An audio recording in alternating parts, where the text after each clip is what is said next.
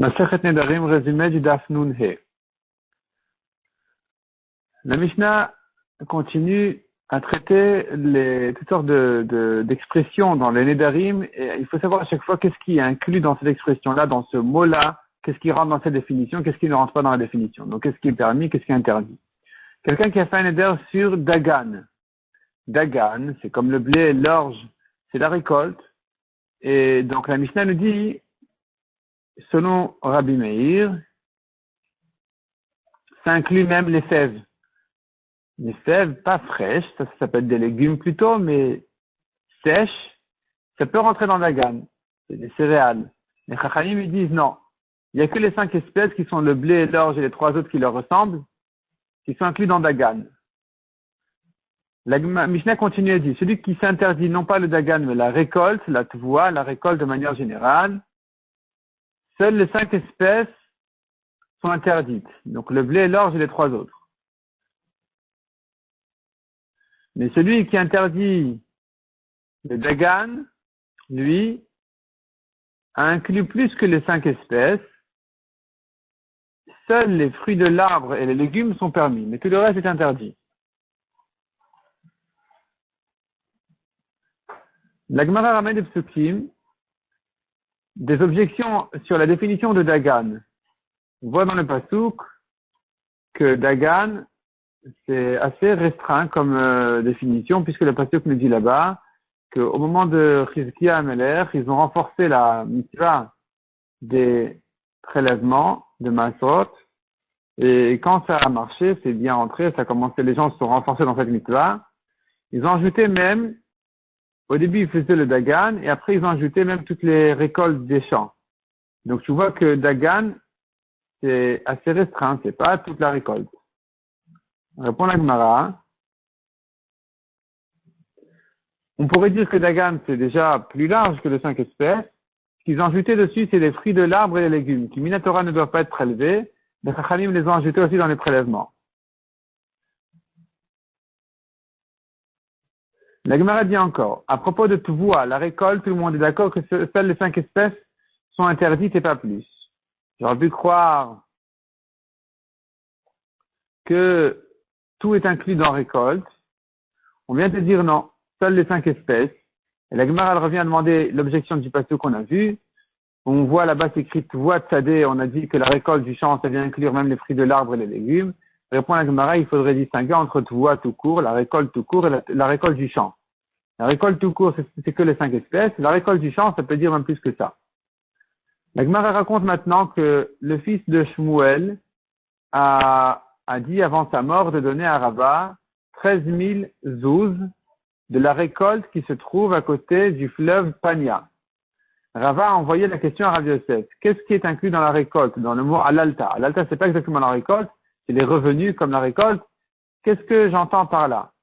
Rav Yosef lui a dit, bien, on a dit sur la récolte, seules les 5 espèces. Donc tu n'as droit que aux 5 espèces. Blé, orge et les 3 autres qui ressemblent. Abeya a dit, non, il faudrait distinguer entre tvoua qui veut dire récolte et alalta qui veut dire des revenus. Ça pourrait dire même d'autres fruits, légumes, tout ça rentre dans le mot alalta, toutes les sortes de récoltes. Et effectivement, Rava a confirmé qu'il pensait aussi comme Abaye que alalta, bien sûr, ce n'est pas limité aux 5 espèces. Il voulait demander simplement le salaire, donc les loyers des maisons et des bateaux, est-ce que ça s'appelle aussi alalta, oui ou non? Et donc c'était ça sa question. Rav Yosef, en entendant que Rava n'était pas d'accord avec lui, et qu'il a dit non, c'est pas ça ma question. La question, évidemment, pas comme ce que tu dis, Rav Yosef, que seules les 5 espèces sont incluses dans alalta, dans le mot alalta qui veut dire récolte, revenu. Moi, je pense que c'est plus que ça aussi. Ma question était sur les loyers, comme on a dit. Et Rava, il a senti de là de l'orgueil de la part de, Rav Yosef, pardon, a senti de là de l'orgueil de la part de Rava. Et donc, il a dit, s'il n'a pas besoin de moi, pourquoi il m'envoie la question? Et Rava a compris qu'il devait s'excuser. Il est venu la veille de Kippour pour demander pardon à Rav Yosef. Il a vu à ce moment-là le serveur de Rav Yosef qui lui préparait un verre de vin. Rava lui a dit, laisse-moi lui servir le vin. Rav Yosef a goûté le vin. Il a dit, tiens, ça c'est du vin comme celui de Rava. C'est-à-dire, il était bien coupé. Il y avait un quart de vin, 3 quarts d'eau. Donc, c'était du vin qui était à la manière de Rava parce qu'on savait que Rava, il disait, c'est comme ça qu'il fallait couper le vin. Alors, effectivement, il a dit, oui, c'est Rava. C'est justement Rava qui est venu te préparer le verre de vin. Alors Rav Yosef, Rav Yosef, il était aveugle. Donc, il lui a dit, ne t'assois pas jusqu'à ce que tu m'expliques ce pasouk-là. Et dans ce pasouk-là, en fait, il y avait du moussard sur l'orgueil.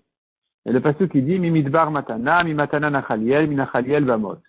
Et Rava, qui a compris ce que Rav Yosef voulait de lui, il a expliqué effectivement le pasouk dans ce sens-là, en disant, Mimidbar matana, celui qui se fait comme le désert, qui est comme ça, abandonné et qui s'annule devant tout le monde. La Torah lui est donnée en cadeau. Une fois que la Torah lui est donnée en cadeau, ça c'est Mimatana Nachaliel. Akadosh Baruch Hu, il hérite cet homme-là. Une fois qu'Akadosh Baruch Hu, il hérite cet homme-là, il monte, Minachaliel Bamot. Et là, si il a de l'orgueil, Mibamot Agaï, il va redescendre jusqu'aux profondeurs. Non seulement ça, mais même il va s'enfoncer dans la terre, comme dit la fin du pasuk, Venishkafal Pnei Shimon. Donc on fait de la une dracha à nouveau, que celui qui a de l'orgueil, il va perdre toutes ses hauteurs, et au contraire, il va s'enfoncer dans la terre. Mais, ajoute là-dessus Rava, si il fait tchouva, Kadosh Baruch Hu, il le relève. Et là-dessus, il ramène encore un pasuk, Kol Gei Inase. En tout cas, on voit que des profondeurs, il va remonter. La Gemara ramène ensuite une braïta, celui qui a fait un éder du Dagan. Donc, Dagan, il n'a pas droit aux fèves égyptiennes sèches. Il a droit aux fraîches. Parce que les fraîches, c'est comme des légumes. Les sèches, ça s'appelle déjà comme des céréales, comme le Dagan. Il a droit au riz. Il a droit au blé cassé, donc le blé broyé. Il a le droit autre chose. Celui qui fait un éder des fruits de l'année, tous les fruits sont interdits, mais les chevreaux, les agneaux, le lait, les œufs, les oisillons, tout ça c'est permis. Si par contre il a dit toutes les poussées de l'année, tout ce qui a poussé cette année c'est interdit, ce qui a grandi en fait cette année c'est interdit, alors même ces animaux-là qui sont nés cette année sont interdits. De même, celui qui a fait un éder sur tous les fruits de la terre, tout est interdit. Tous les fruits de la terre sont interdits, mais les champignons c'est permis.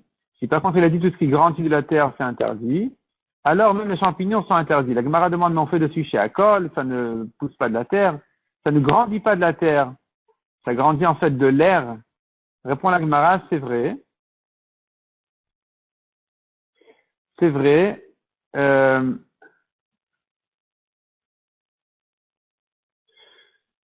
Cependant, quand il a dit ce qui grandit de la terre, ça inclut les champignons parce que en fait ça sort de la terre. Mais en ce qui concerne la bracha, ce qu'il nous faut pour faire Boré Pri Adama ou Shakol, c'est pas de savoir si c'est sorti de la terre ou pas, c'est d'où ça grandit, d'où ça prend ses forces. Si puis ses forces de la terre, tu fais Adama. Sinon, même si ça sort de la terre et que tu pourrais l'appeler Gidoulé Karka, ce qui serait inclus dans le neder de Gidoulé Karka, ce qui grandit de la terre, mais en ce qui concerne la bracha, tu fais Shakol. Parce que même si ça grandit de la terre, ça ne puise pas ses forces de la terre. Donc tu fais Shakol. Mishnah suivante, celui qui a fait un neder n'est pas porté d'habits. Il a droit à des espèces d'habits qui sont pas habituels, comme des sacs ou des toiles. Si maintenant il a fait un éder sur la laine, il a le droit de porter de la laine. Pas de s'habiller, mais de porter des morceaux de laine, il a le droit. Pareil pour le lin. Il a interdit le lin. Il aura le droit de porter du lin pas fait, pas en habit. Rabbi Uda dit, tout dépend du contexte. Ça dépend comment est-ce que le neder a été fait. S'il portait du lin, il était chargé de lin, il s'est mis à transpirer, il avait une mauvaise odeur, il a dit en neder la laine et le lin que je ne porte pas, là on comprend que c'est la charge qui le dérange. Mais s'habiller, il a le droit. Donc s'habiller en de lin et de laine, il aura le droit, mais de porter sur son dos, il n'aura pas le droit. La Gemara ramène là-dessus une braïta qui dit, celui qui fait un neder des habits, il a le droit, comme on a vu dans la Mishnah, au sac, toutes sortes de toiles. Tout ça, il a le droit. Par contre, il n'a pas le droit à toutes sortes d'espèces d'habits de n'importe quelle matière. Toutes ces espèces d'habits sont interdits. Encore une braïta qui dit, pendant Shabbat, on a le droit de sortir avec le sac en question, épais, ou d'autres habits épais que portent même les bergers uniquement à l'occasion des pluies. Ça devient un habit, donc c'est permis à tout le monde. Ça devient un habit de protection de la pluie. Mais pas dans une boîte. Il ne peut pas sortir avec une boîte ou quelque chose comme ça, ou un tapis de roseau pour le protéger de la pluie.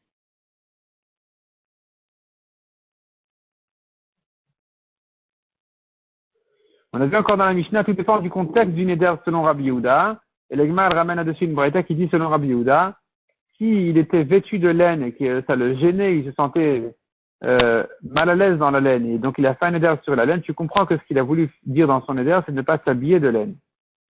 Mais il aura le droit d'en porter. S'il portait le lin et qu'il s'est mis à transpirer et que ça le gênait, donc il a fait un neder sur le lin, dans ce cas-là, il a le droit de s'habiller, mais il n'a pas le droit de porter. Le lin n'a été interdit qu'en tant que charge, mais pas en tant que habit. Puisque dans le contexte du neder, tu comprends que c'est ça ce qui le dérangeait.